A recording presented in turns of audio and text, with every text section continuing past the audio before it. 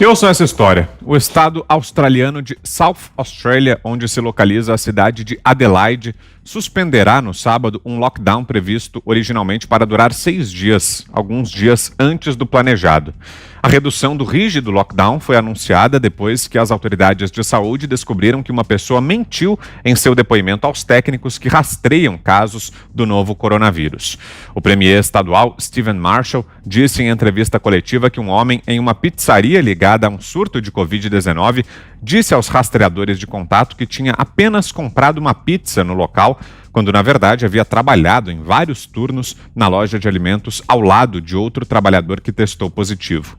As autoridades presumiram que o homem, que não foi identificado, havia contraído o vírus durante uma exposição muito curta, levando-as a acreditar que a cepa deve ser altamente contagiosa, o que os levou então a decretar um confinamento rígido à população. A história não batia, nós os seguimos, agora sabemos que eles mentem. Mentiram, disse o premier Marshall a repórteres. O governante acrescentou que o estado não teria entrado em confinamento se a pessoa tivesse dito a verdade. Fiuza. Vitor, é patético, né?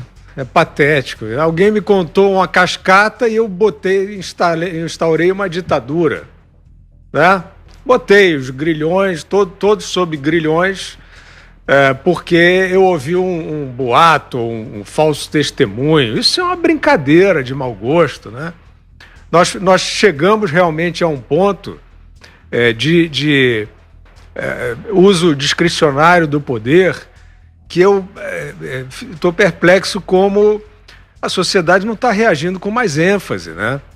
Todas essas medidas draconianas, essas medidas estúpidas de cerceamento de liberdade, de agressão aos direitos do cidadão. Acabei de mencionar a Califórnia. Como é que o estado da Califórnia não se levanta?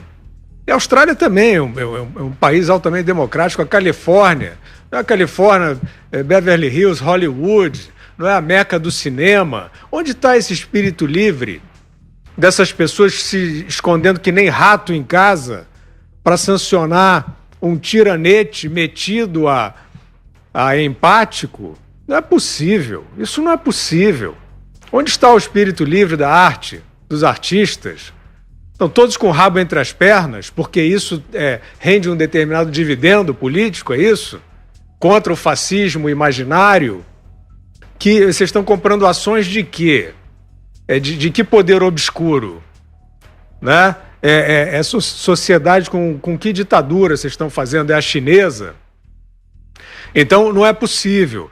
Eu acho que as sociedades, se elas não quiserem adoecer de vez, em termos da sua índole, da sua estrutura, elas precisam contestar todas essas medidas que são feitas em cima das pernas, né?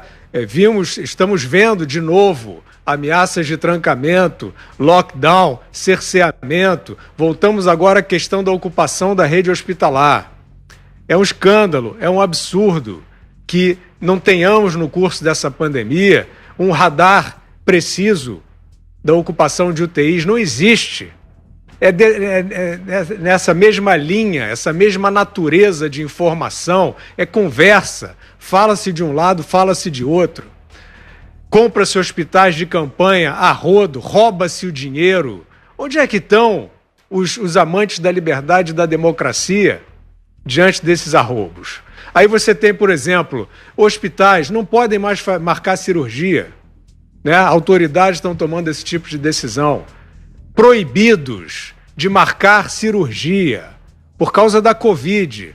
Onde está a demonstração matemática de que a rede vai colapsar se se essa medida não for tomada? Eu não vi, ninguém viu. Não se vê, porque é uma complacência criminosa dos difusores de informação.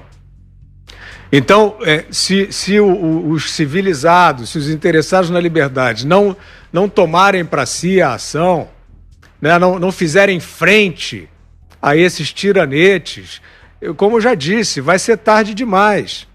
Se um boato, se um falso testemunho de um cidadão é suficiente num país livre para gerar um lockdown, qualquer coisa é suficiente para instaurar uma ditadura.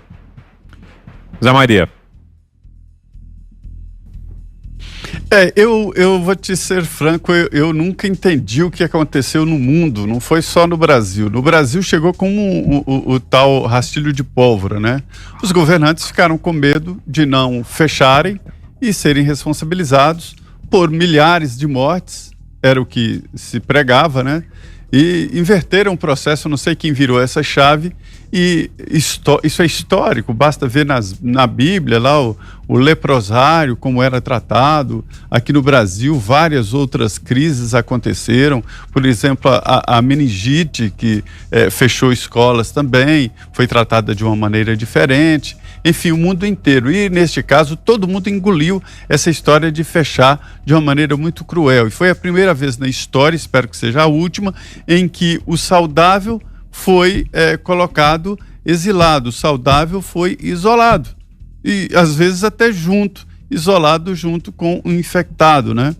Então isso dificultou muito, inclusive, o processo de cura, de entendimento de propagação do vírus, e isso aí mostra o estado de terror que foi instalado, quer dizer, que é um boato, uma história mal contada. Eu peguei a Covid. Logo no início do processo, você não precisava nem apresentar evidências. Você simplesmente chegava na empresa, né, e dizia: olha, estou com suspeita de Covid. Pronto, ganhava 15 dias de férias, 15 dias de folga. Hoje já não é mais assim, né? É preciso evidências, sintomas, é preciso que você prove que esteve com alguém. Então, nesse caso do lockdown aí, houve muitas mentiras aqui no Brasil também, muitas e muitas, inclusive de funcionários públicos. Olha, eu estou com suspeita de Covid, pronto, 15 dias sem ir no trabalho, né? É muito cruel, é muito difícil ter que admitir que a sociedade ficou tão doente a esse ponto. Não estou dizendo que esse vírus não é grave. Ele pode matar? Pode. O que eu insisto é que houve, e desde o início nós estamos falando isso, de que houve um tratamento errado.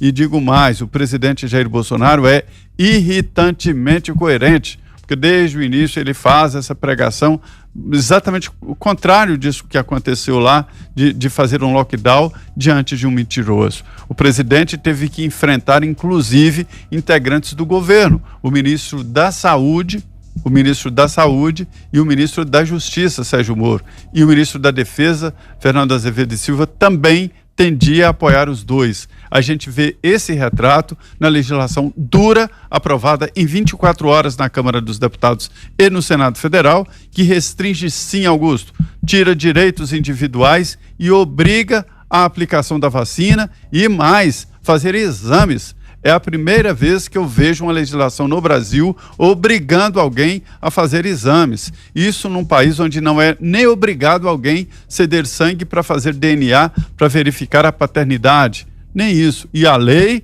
é dura, está em vigor, e eu insisto, não que eu defenda, eu estou dizendo que, à luz do direito, esta lei obriga a vacinação, e digo mais, obriga a fazer exames e obriga a ser contido, inclusive por força policial, se houver um descumprimento de qualquer fase de restrição. É isso. Agora, Augusto, essa frase, ela foi dita durante a reunião de ministros, o Conselho de Ministros, que assinou o AI-5, né? Um ato institucional número 5, que fechou o Congresso Nacional, intervenção em sindicatos, e acabou com a vida política do Brasil, proibiu reuniões, enfim, foi um ato muito pesado. Nesta mesma reunião, eu destacaria a frase do então ministro Jarbas Passarinho, com quem eu convivi aqui. Ele foi, inclusive, presidente da CPI, do CPI do PC Farias, aquela CPI do orçamento. E lá, nesta mesma reunião, eu destacaria a frase quando ele diz: as favas, senhor presidente, neste momento, né? Qualquer escrúpulo de consciência. Exatamente. E assinou, ele era ministro da Previdência. A frase não é do Golbery, a frase é do Pedro Aleixo, né, Zé? Guarda da esquina. Exatamente, foi na reunião de ministros lá do Conselho de Ministros. Exatamente. O Golbery, eu confundi porque o Golbery uma vez se encontrou com um jornalista, meu amigo, ele disse assim: olha o que o AI-5, os poderes que o AI-5 nos dá. O Brasil, aquela teoria de sístole e diástole, né? Ele dizia que estava tão concentrado o poder no governo federal que naquele momento ele estava decidindo o preço da tarifa de ônibus em Curitiba.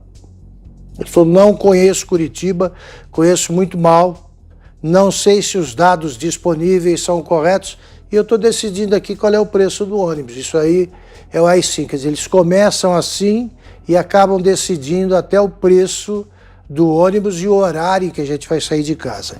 Eu só queria registrar que sem nenhuma bravata, muita tranquilidade, eu estou já me declaro em estado de insubordinação prévio. Eu não quero saber de lockdown, de quarentena horizontal, não é comigo.